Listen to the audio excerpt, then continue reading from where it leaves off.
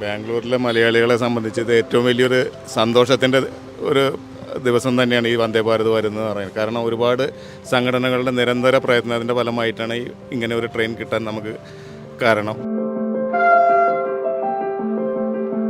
എറണാകുളം ബംഗളൂരു വന്ദേ ഭാരതിന്റെ കന്നിയാത്ര തുടങ്ങി. പ്രധാനമന്ത്രി നരേന്ദ്രമോദിയാണ് ഓൺലൈനായി ഉദ്ഘാടനം നിർവഹിച്ചത്. ഗവർണർ രാജേന്ദ്ര ആർലേക്കർ, കേന്ദ്രമന്ത്രിമാരായ സുരേഷ് ഗോപി, ജോർജ് കുര്യൻ തുടങ്ങിയവർ പങ്കെടുത്തു.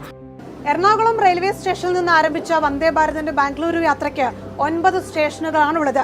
എറണാകുളം പിന്നിട്ടാൽ തൃശൂര്, പിന്നീട് പാലക്കാട്, അങ്ങനെയാണ് കേരളത്തിലെ സ്റ്റോപ്പുകൾ. 8 മണിക്കൂർ 40 മിനിറ്റ് കൊണ്ട് യാത്ര ബാംഗ്ലൂരിലെത്തുകയും ചെയ്യും. നിലവിൽ നിശ്ചയിച്ചിരിക്കുന്ന ട്രെയിനിന്റെ സമയക്രമം എന്ന് പറയുന്നത് ബാംഗ്ലൂരുവിൽ നിന്ന് പുലർച്ചെ 5:10 യാത്ര ആരംഭിക്കുന്നു.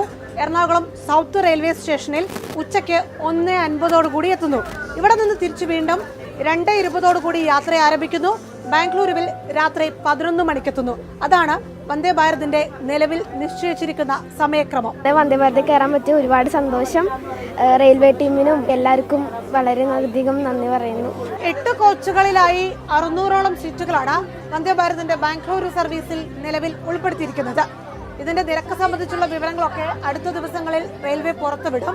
ആദ്യ യാത്രയിൽ കേന്ദ്രമന്ത്രി സുരേഷ് ഗോപി വന്ദേ ഭാരത് ട്രെയിനകത്ത് തൃശ്ശൂർ വരെ സഞ്ചരിച്ചു. അദ്ദേഹം കുട്ടികളുമായി സംസാരിച്ചു. കുട്ടികൾക്ക് മധുരം നൽകിക്കൊണ്ടാണ് വന്ദേ ഭാരതിന്റെ ബാംഗ്ലൂരു സർവീസിന്റെ ആദ്യ യാത്രയുടെ സന്തോഷം അത് പങ്കുവച്ചത്. എന്തായാലും എല്ലാവർക്കും ഒരു ഹാപ്പി വന്ദേ ഭാരത് യാത്ര സുരേഷ് ഗോപി ആശംസിക്കുകയും ചെയ്തു.